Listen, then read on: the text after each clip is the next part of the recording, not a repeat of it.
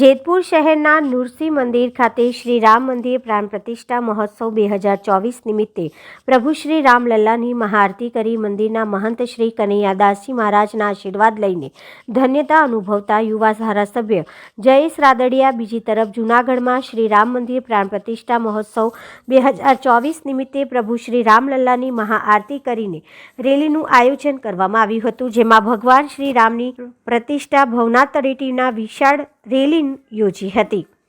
આ પ્રસંગે સુરેશભાઈ સખરેલિયા, જયંતિભાઈ રામોલિયા, રામભાઈ ચોગી તેમજ આગેવાનો વિશેષ ઉપસ્થિત રહ્યા હતા।